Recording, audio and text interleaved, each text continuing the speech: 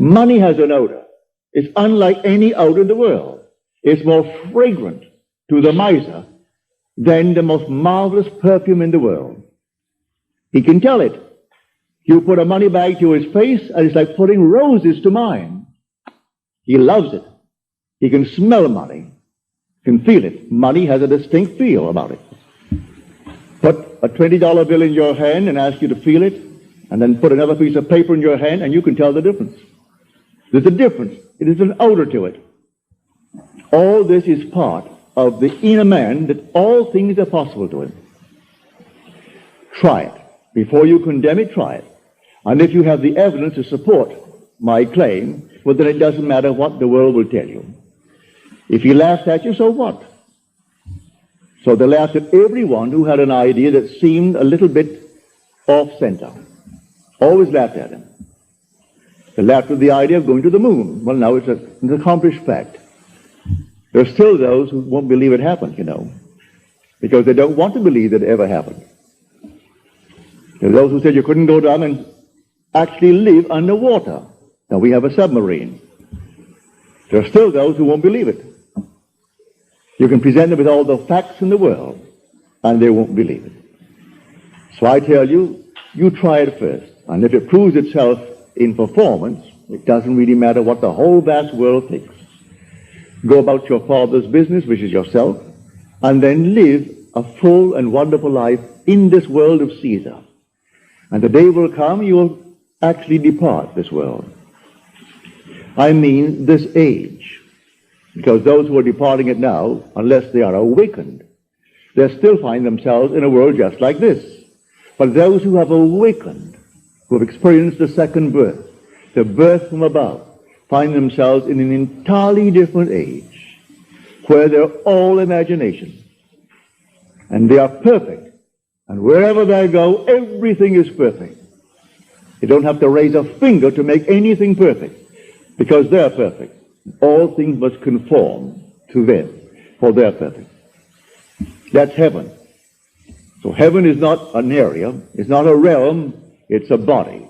And when that body is awakened within you, which is the wonderful human imagination completely awake, then wherever you go clothed in that body that is completely awake, everything is perfect. If you found yourself in a forest of dead trees that all burst into foliage, in the desert they would all bloom like the rose, because you are there.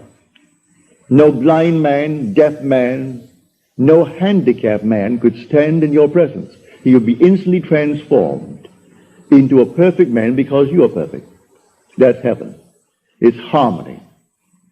So it's not a place where you're going to go, pearly streets and all that nonsense. No.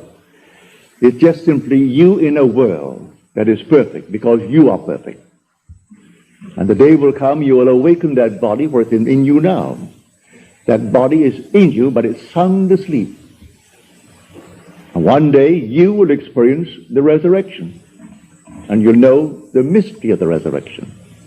When you rise, and you rise within yourself. For the grave in which Christ is buried, if the Lord is buried, is your own skull. That's where he is buried. And in that tomb where he is buried, one day he will awake, and he will come out of that tomb. And it's you who comes out of the tomb, and you'll know who you are.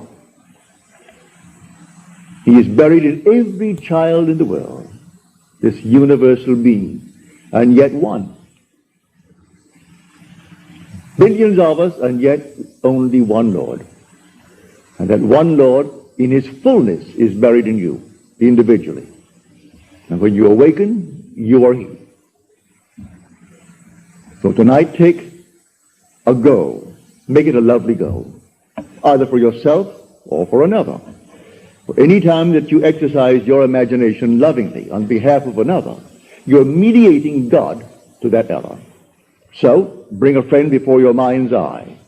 Represent him to yourself as the man or the woman that you would like them to be. And don't tell them, ask for no praise, just assume that they're talking to you. and telling you the most marvelous news about themselves. And you congratulate them on that good news and go your own way. Believe in the reality of that imaginal act. It may happen tomorrow. It may happen the day after, or a week later, or a month later. It has its own appointed hour, and it is ripening, and it's going to flower. So don't be concerned. Leave it alone, and it will come to pass. So this is what I mean by feeling is the secret. I catch the mood, the feeling that would be mine if I were what I want to be. I don't have to touch something. I can if I want to. But it's the mood I'm speaking of. What would the feeling be like if she were well? If she were this?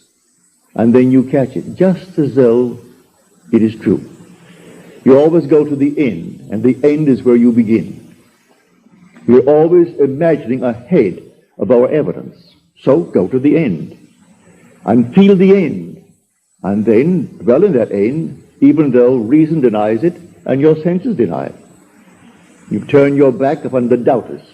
That is your senses and what reason dictates. That's the hell or the devil or Satan in the world. That's the doubter. So you turn your back upon it. And then you walk as though things were as you want them to be. And living in that assumption, it slowly hardens into fact. Even though at the moment of the assumption it was denied by reason, an assumption, though false, if persisted in, will harden into fact. So you learn to assume and learn to persist in the assumption, and it will come to pass. Now let us go into the silence, after which we'll have questions.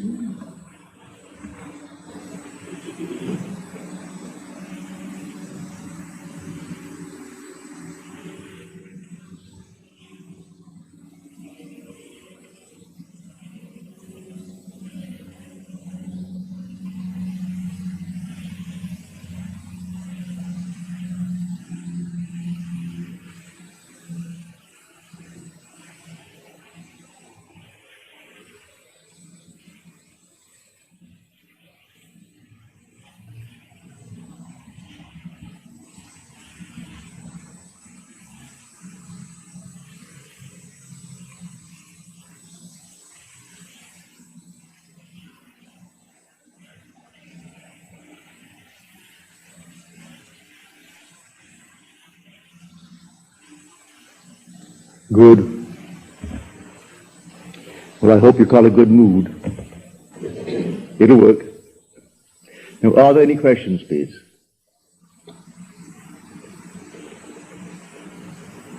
Any questions?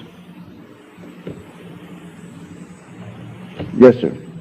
You mentioned that Matthew's secretary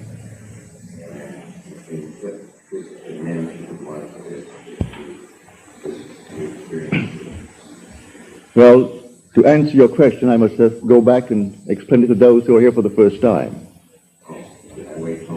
No. I make the statement based upon my own experience that nothing dies. And that's not only true of man, it's true of the flowers, of the animal world, of the trees, of everything. Nothing dies.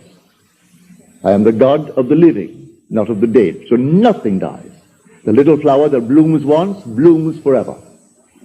It's renewed by the seed of contemplative thought.